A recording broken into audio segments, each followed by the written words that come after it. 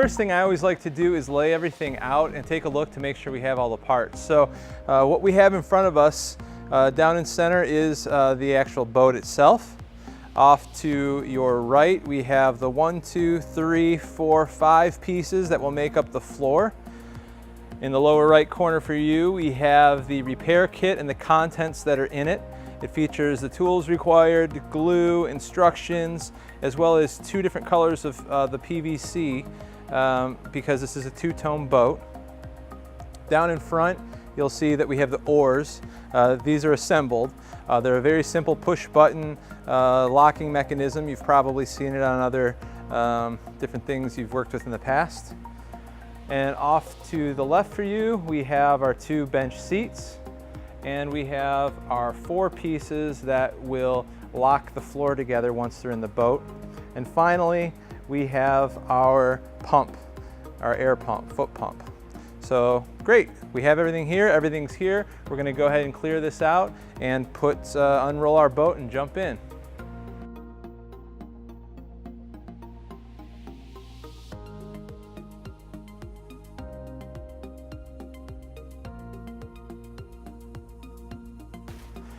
Okay, so now we've got the boat all laid out, deflated, unboxed. So the first thing we're going to do when it comes to getting this boat to life is we need to inflate it about halfway, or maybe 1/3 of the way, and then put in the floor, then inflate it the rest of the way. So we're gonna get our foot pump out. The pump is actually gonna have 2 different ports on it. One of them sucks air in and one of them blows air out. So the first thing that I suggest you do is squeeze onto the pump. It will release this clip. And just hold your hand over them. You'll feel one of them pushing air out. That's where we want to screw our hose, because that's what's going to send air out to the boat and inflate it. So we just simply take the end that's threaded, put it on here. Now it's nice and locked in. If I take this and squeeze it, it's gonna blow air at Adam, and we know it's working. And that actually feels good because it's hot. All right. That's a crazy. We have our boat laid out, we have our pump properly set up, and as we start observing around the boat, you'll see that there's different ports built into the PVC on the sides. And this is where we're gonna set things up. So the nozzle of the pump will go over a fitting, and a quick twist will lock it into place. From there, we just need to stomp on the pump. You want to do the honors, Adam? Absolutely.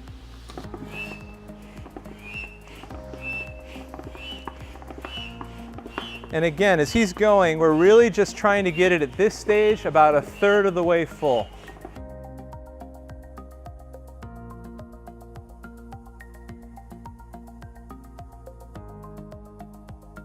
The best way to put the floor in is from working from the outside in, and you'll see why in just a moment. One other quick note I wanted to make is that while we are putting air all the way around the main tube, we're not putting any air in the inflatable hull yet. That's one of the last steps we'll do, is add air to the hull. So we're gonna start by putting the pieces of the floor in. We start from the outside going in. They're all numbered, so each will have a sticker.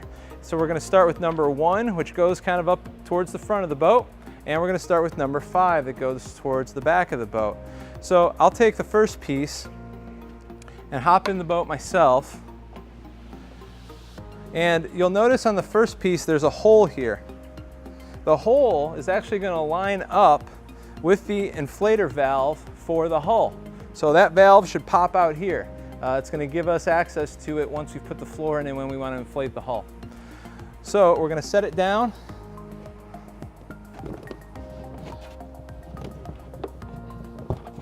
And we're going to shimmy it forward.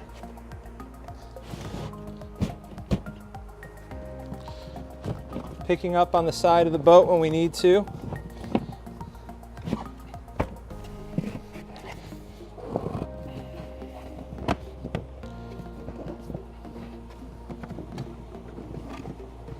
And you're going to want the board to go right down to where the tube meets the bottom.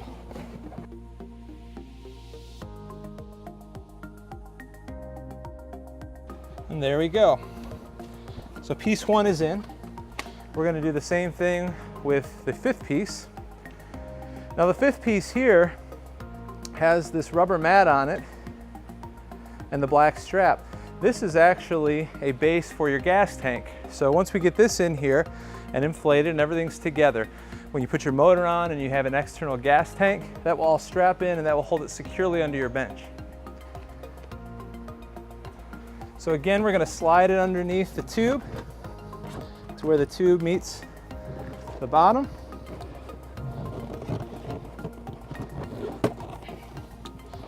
And you want to make sure that the back is kind of squared off, and you're going to slide this back. There's also a notch in this piece that goes to the self-bailing floor mechanism. We'll show you that in a moment. So if that lines up properly, you know it's notched in, it's good. It also notches underneath these plastic pieces to keep it secure to the floor. So now we'll take piece 4 and piece 2. All right, so the second piece, we're going to go in just like the first piece. And what you notice on these pieces is how they snap together. One piece tapers out to a point on the end, and the other end is slotted so it fits in nicely. So this will go into the floor, it will slide right into the slotted end on the piece next to it, and they'll lock in.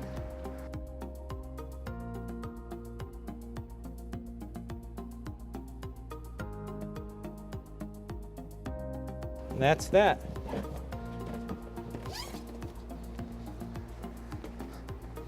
We'll do the same thing on this side with 4 connecting to 5. This whole process, I learned the hard way trying to do this when it was fully inflated once, and I'll never do that again. It's very nice that these sides are so pliable. They're out of the way enough where you can work in here, but you can still muscle them out of the way when they get in the way. So there we go. 5 is into 4. And finally, piece 3 will go in the middle. One end will snap in here, the other end will snap in here, and we usually have to give it a little bit of pressure and it'll all link in nicely.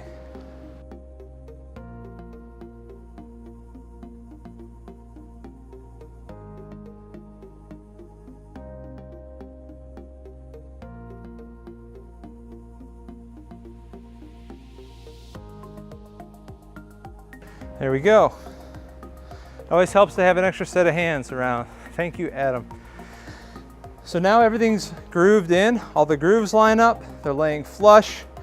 We've just kind of given a little wiggle, a little tug on the sides to let them all settle in nicely. And next, we're going to be putting on the locking bars that are going to keep these rigid along the sides. So each side is going to have 2 of these lock bars. One a little bit shorter, one a little bit longer. We'll start with the shorter one.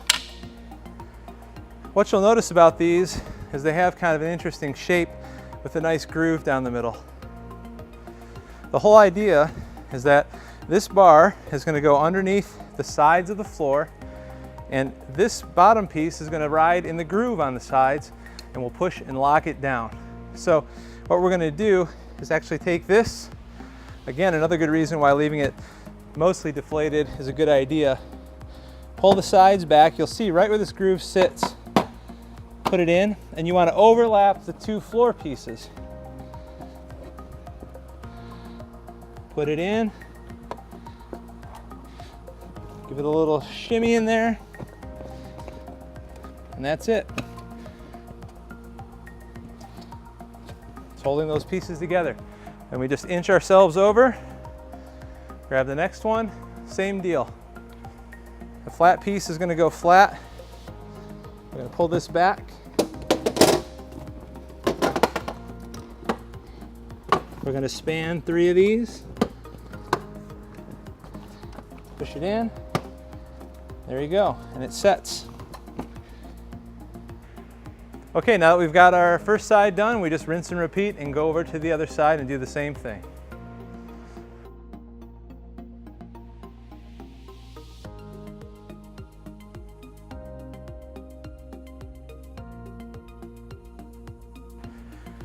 Okay, we've got our floor in, everything's nice and rigid, so the next step is getting those pumps back out and inflating it back up.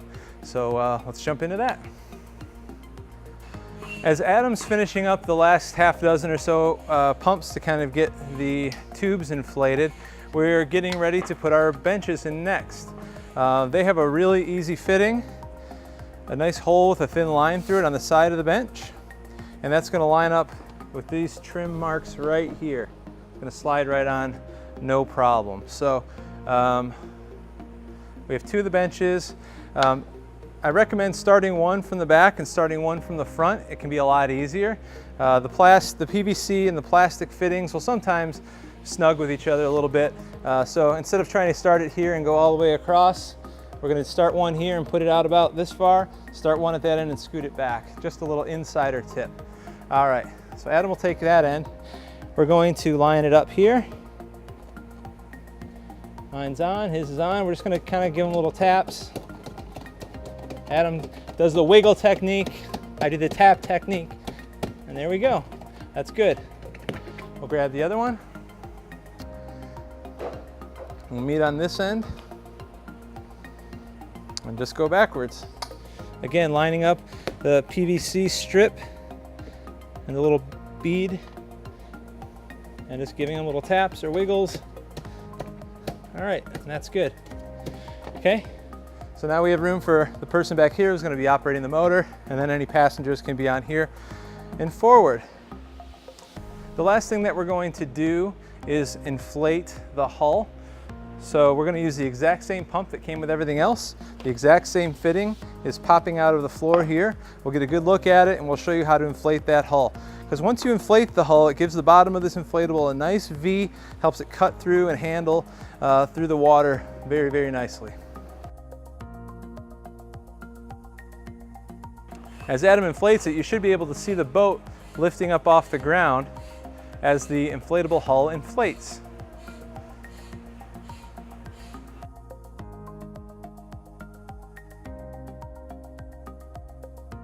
What Adam's going to do now is attach the oars. Each oar that you've already snapped together has a very convenient hole running through the plastic part, and Adam is going to just simply unscrew the cap of the oar lock, run that line right through the oar, and screw the cap back on. The oars also have a little holder on the side of the boat, of the PVC, where that can rotate and lay down and snap into it if needed. All right, so that's it. This is our Hidea 380 inflatable. You've seen it go from a box. You've seen all the parts that it comes with. You've seen it fully assembled and ready to go. So if you have any questions about this, feel free to contact us. You can reach us through www.hideaoutboardmotors.com. You can find us on Facebook, Instagram, or Twitter and reach us that way. Feel free to comment on the video as well. And if you're ready to take your inflatable to the next step, putting your motor on it, getting your motor set up and ready to run, go ahead and watch our next video, which is box to water. It's us taking one of our 9.9 horsepowers out of the package, again, showing you what's in it, how to hook it up on your boat, and how to get it out on the water safely and quickly. Thanks so much for watching, and enjoy your time out on the water.